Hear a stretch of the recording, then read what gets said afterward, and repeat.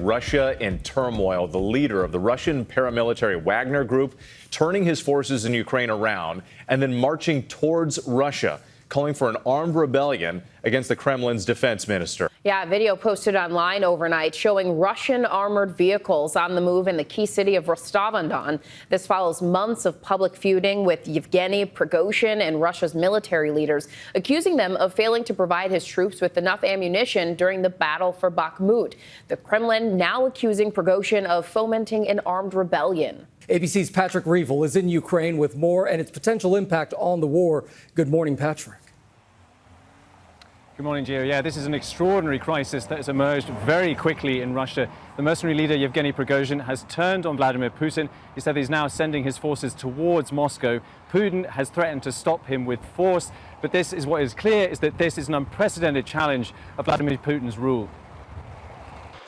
This morning, rebellion in Russia. Troops and tanks on the streets in a southern Russian city after the leader of the Wagner mercenary group, Yevgeny Prigozhin, declared an armed revolt against Russia's senior military leadership. Wagner troops seen in these videos circulating online, seizing control of key military and government buildings in Rostov-on-Don, close to Ukraine, where Wagner has been fighting. Prigozhin seen here at Russia's southern district military headquarters, saying he's also seized the city's airfield. Prigozhin claiming he has 25,000 men and calling for Russia's army to join him. Vladimir Putin this morning addressing the nation, calling Prigozhin's actions treason and a stab in the back. Putin promising to punish the organizers and ordering Russia's army and security services to restore control, warning of civil war. The FSB intelligence agency accusing Prigozhin of staging an armed mutiny and opening a criminal case against him. In Moscow, heightened security measures announced. Videos circulating online showing military trucks at the defense ministry.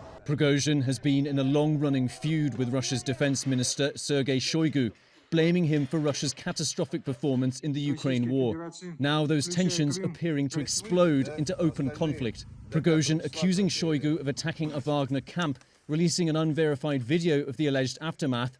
Russia's military calling the claim lies. So far, the security services siding with Putin, setting up a test of strength. The fear now there could be armed clashes. The upheaval coming as Russia is battling to hold off Ukraine's counter-offensive. The Ukrainian armed forces saying they're watching closely. There are reports now of explosions in Rostov amid fears that fighting could break out. As you can imagine, here in Ukraine, people are watching it very closely and hoping that it could perhaps be something that Ukraine can take advantage of. But they're also just stunned by how quickly this crisis has erupted.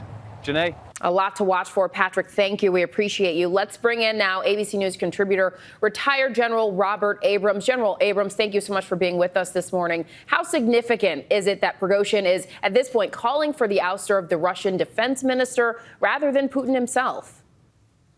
Well, good morning. I think the most important thing is that he's not personally attacking President Putin, and he is, in fact, attacking the defense minister and the chief of the general staff. That's who he's looking to have removed. That'll keep his popularity up within the Russian people and keep him out of the beaten path of Putin's direct attacks. You note from Putin's speech that he did not mention Prigozhin by name. So I think this is all part of his overall strategy.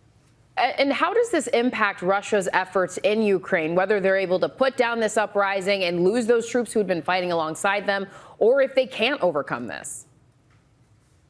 Well, it's certainly not going to help. And as time progresses over the next, 2 to 3 days, we'll have to see how many Russian forces will have to be pulled from the front to deal with this significant threat coming from the Wagner group. This is not a force to be underestimated. They're their best fighters as they've proven themselves in Ukraine for the last year and a half. So if Putin is determined to stop them, he is going to have to use force, and it'll depend on how many Russian forces have to come off the battlefield to do that. Do you feel like this will have Putin feeling like his back is against the wall?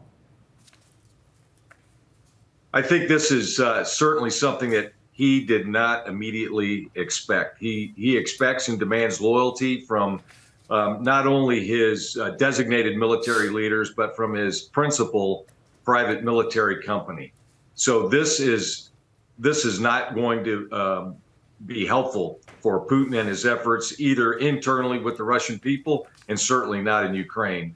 And this is going to destabilize and continue to destabilize the Russian government and their actions ongoing in Ukraine. A lot to watch. Retired General Robert Abrams, we appreciate you being with us this morning. Well, hey there, GMA fans. Robin Roberts here. Thanks for checking out our YouTube channel. Lots of great stuff here. So go on, click the subscribe button right over here to get more of awesome videos and content from GMA every day, anytime. We thank you for watching, and we'll see you in the morning on GMA.